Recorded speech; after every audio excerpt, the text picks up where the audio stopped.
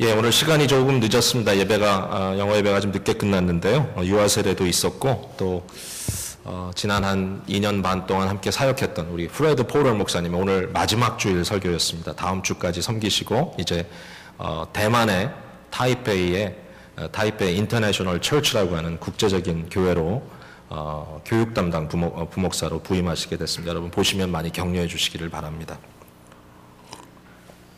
아무래도 마지막 설교다 보니까 좀 길게 하시더라고요.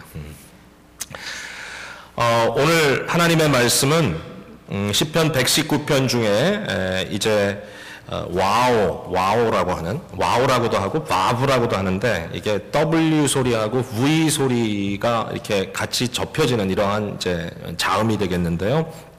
저는 와우라고 배웠기 때문에 그냥 와우라고 합니다. 근데 이 와우라고 하는 자음으로 각절이 시작되는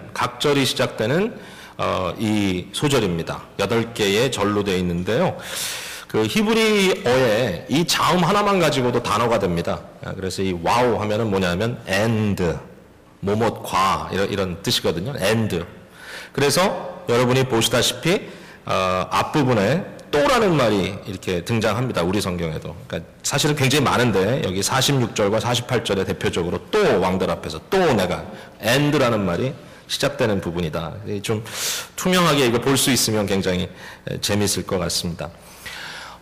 이렇게 한 소절을 가지고 이제 말씀을 나누기 위해서 제가 이제 묵상하다가 제일 관심 있게 보는 부분은 뭐냐면은 과연 이 시편 기자가 이 시인이 이 소절을 통하여 하려고 하는 가장 핵심적인 말은 뭔가, 어떤 기도를 하나님께 드리고 있는가, 키워드를 이제 찾아보려고 이제 애를 쓰고 있거든요. 근데 이번 이 부분에서는 제가 48절이 굉장히 좀 집중이 되더라고요. 48절에 이렇게 써 있습니다. 또 내가 사랑하는 주의 계명들을 향하여 내 손을 들고, 주의 계명들을 향하여 내 손을 들었다. 이제 이 손을 든다라고 하는 말이 이 전체적인 내용을 감싸주고 있는 내용이다라고 하는 그런 생각이 들었습니다.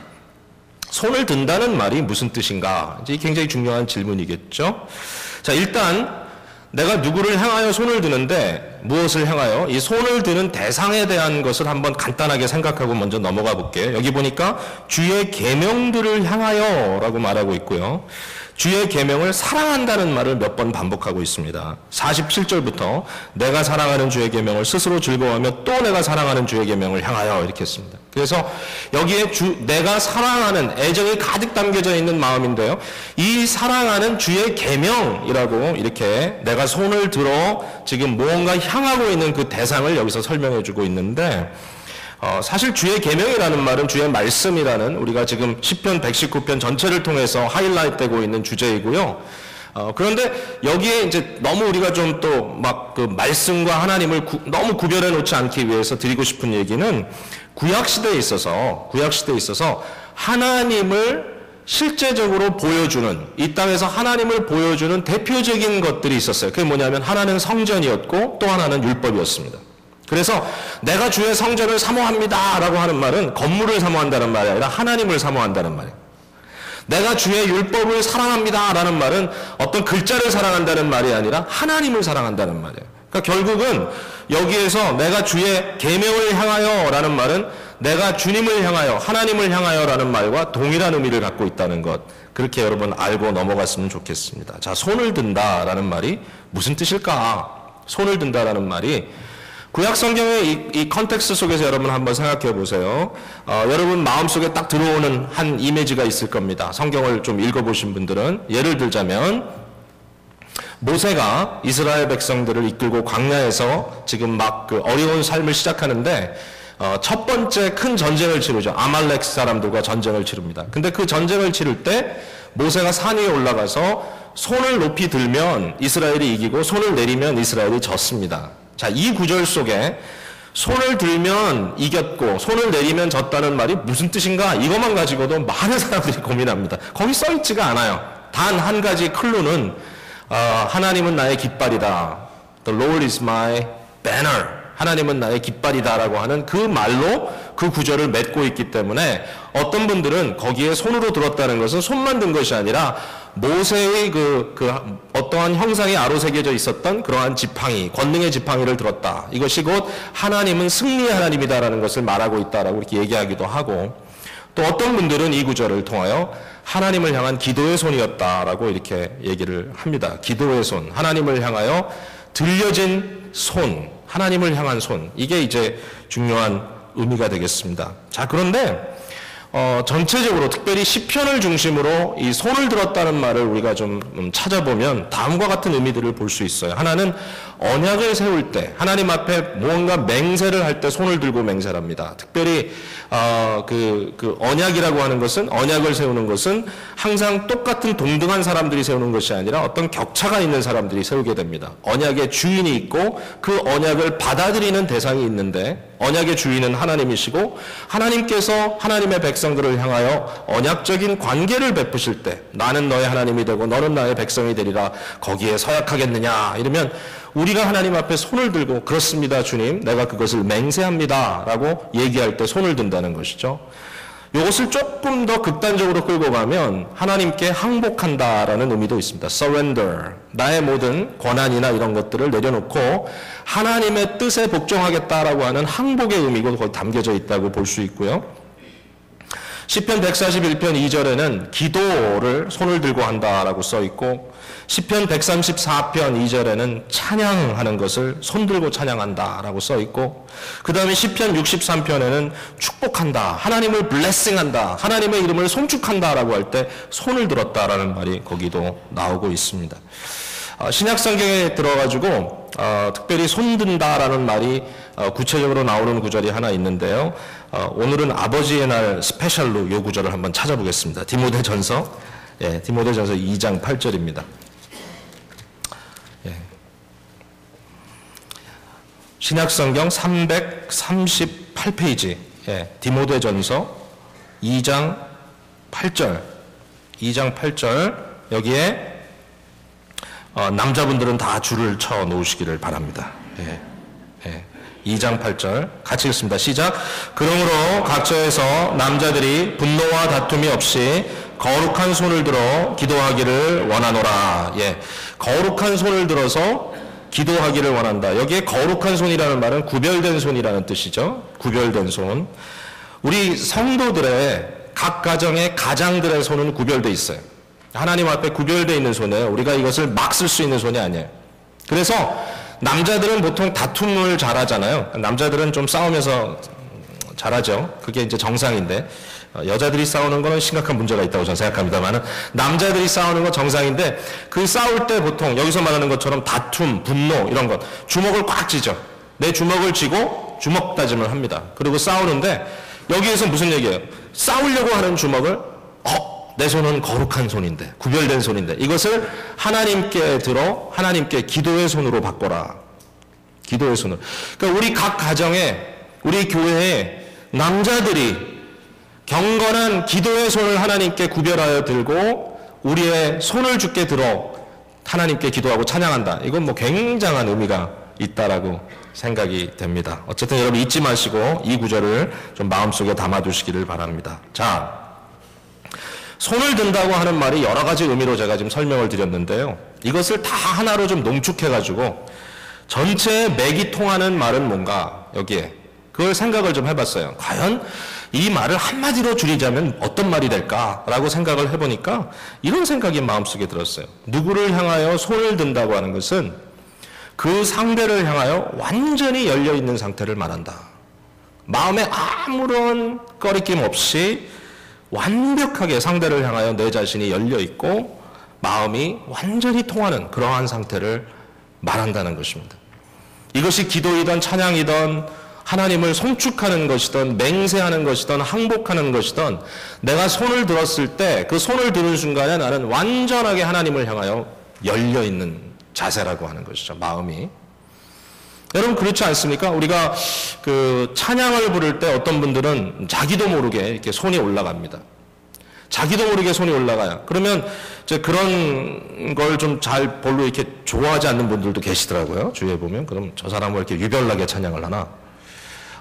유별나고 싶어서 유별난 게 아니에요. 사람이 자기가 생겨먹은 대로 사는 거예요. 다. 그리고 배워먹은 대로 하는 거고. 그러니까 나름대로 좀 허용을 해야 돼. 근데 손을 들고 찬양을 한다 했을 때 그게 뭐 기계적으로 찬양한다, 손 들자 이렇게 되면 재미가 없는 거지만 그냥 생뚱맞게 쫙 이러고 찬양하던 사람들 어느 순간에는 그냥 뭔가 찡한 게 오는 거예요. 자기한테. 그러면 자기도 모르게 막 손이 올라가는 거예요.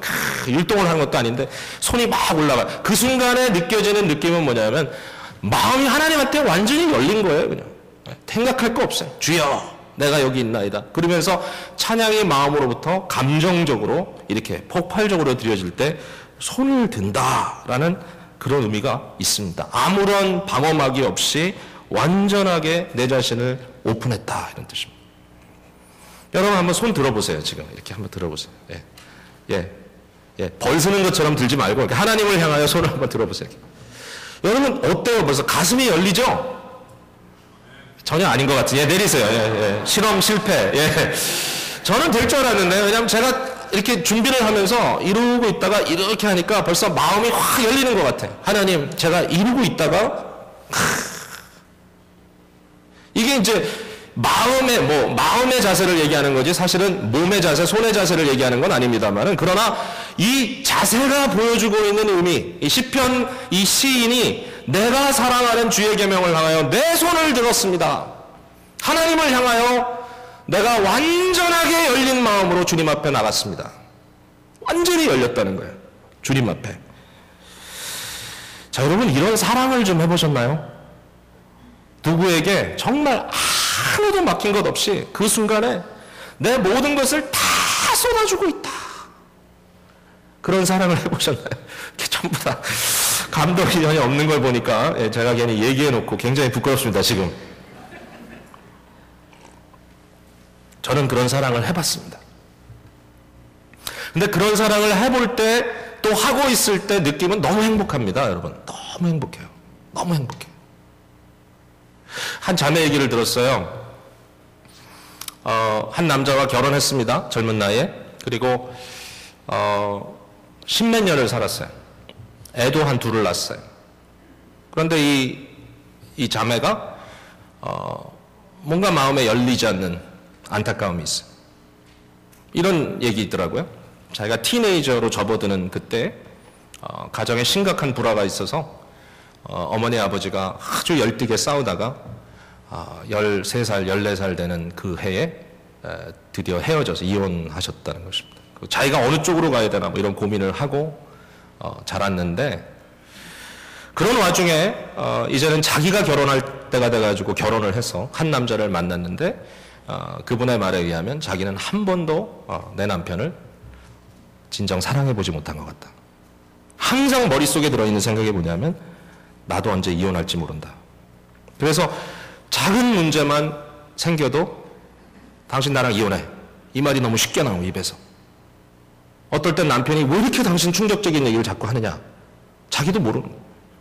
그러나 보았던 그러한 상황 속에서 안타깝게도 그것이 해결되지 않고 어떤 심령에 치유되지 않은 상태에서 계속해서 오는 가운데 삶의 진정한 애틋한 사랑, 마음이 완전히 열려서 상대를 붙들어주고 감싸주고 정말 그 안에서 진정한 하나되며 일치됨을 느끼는 사랑의 본질적인 것들을 경험해보지 못했기 때문에 지금도 항상 방어 자세로 내가 상처받으면 안 되지, 내가 여기서 지면 안 되지, 그런 마음으로 살아가고 있었다라는 얘기를 하더라고요.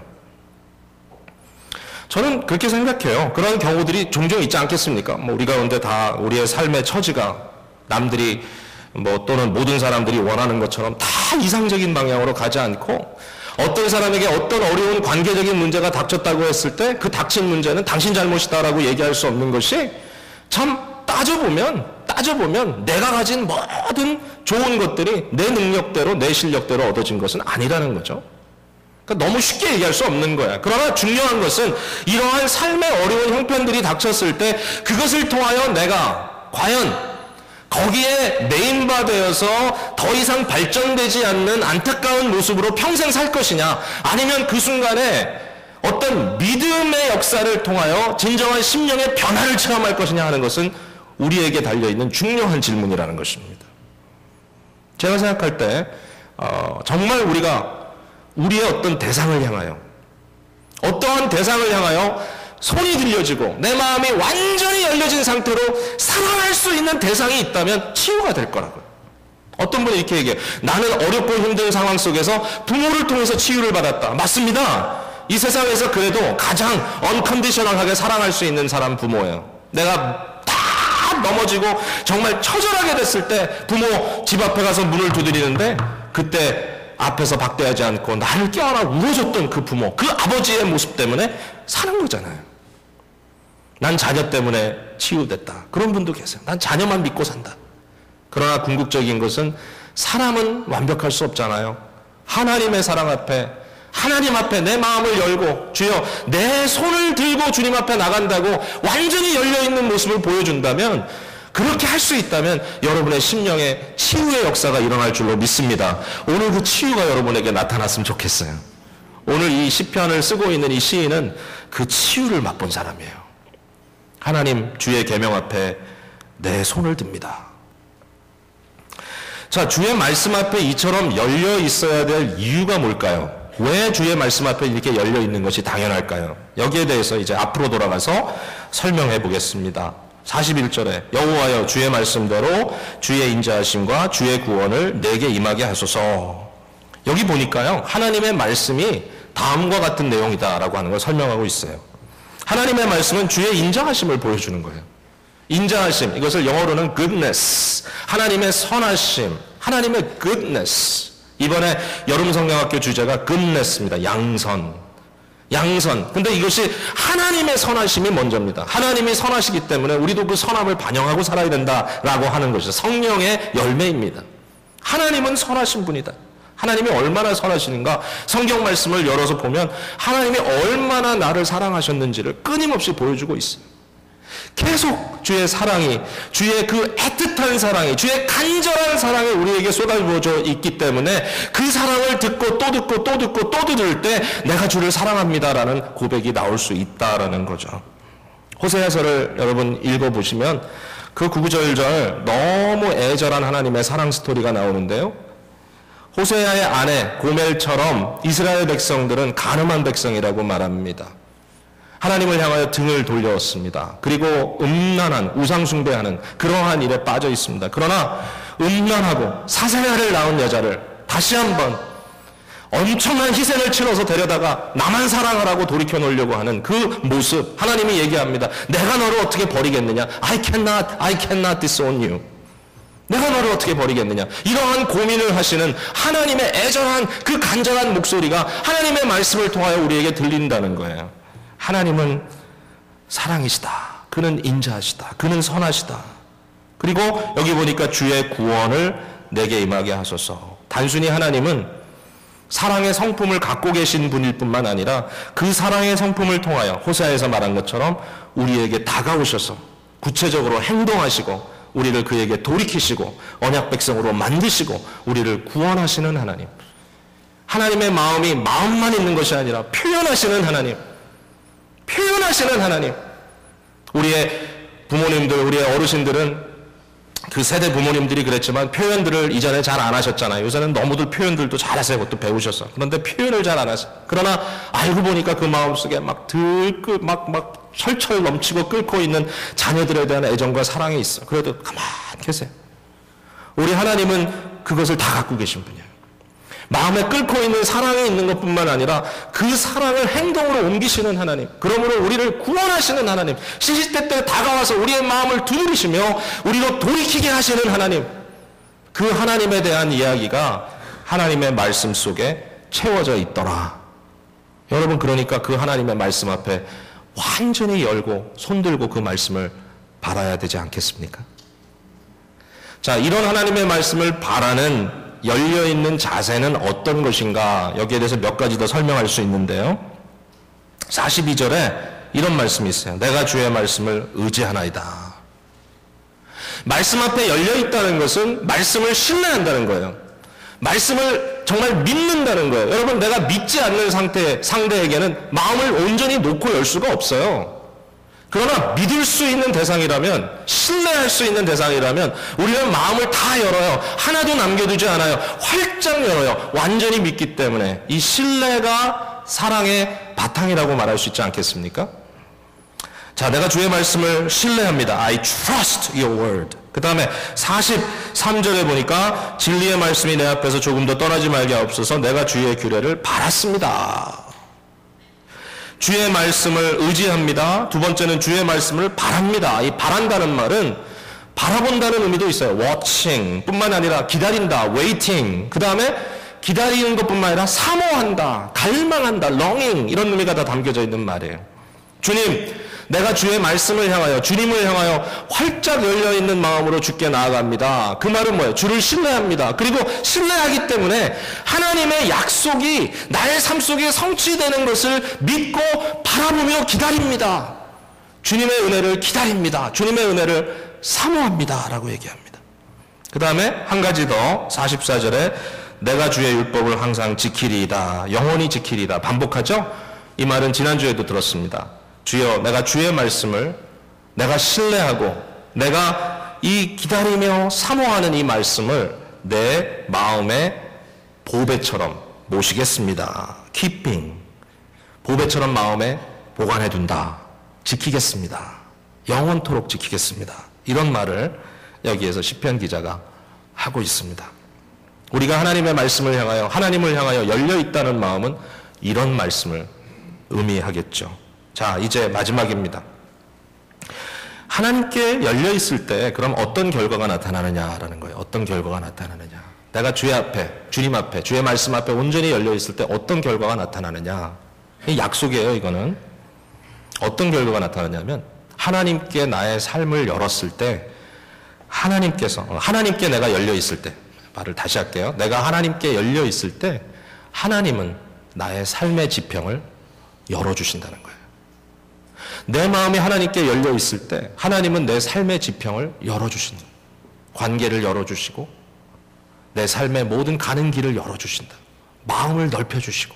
자, 어디서 그런 말씀이 나오냐면요, 45절에 내가 주의 법도를 구하여 싸우니 자유롭게 걸어갈 것이오며. 여기에 자유롭다라는 말은요, 히브리어 원어에는 자유롭다라고 이렇게 우리가 일반적으로 쓰는 자유 이렇게 써있지 않고 거기는 뭐라고 써있냐면 거대함 이렇게 써있어요.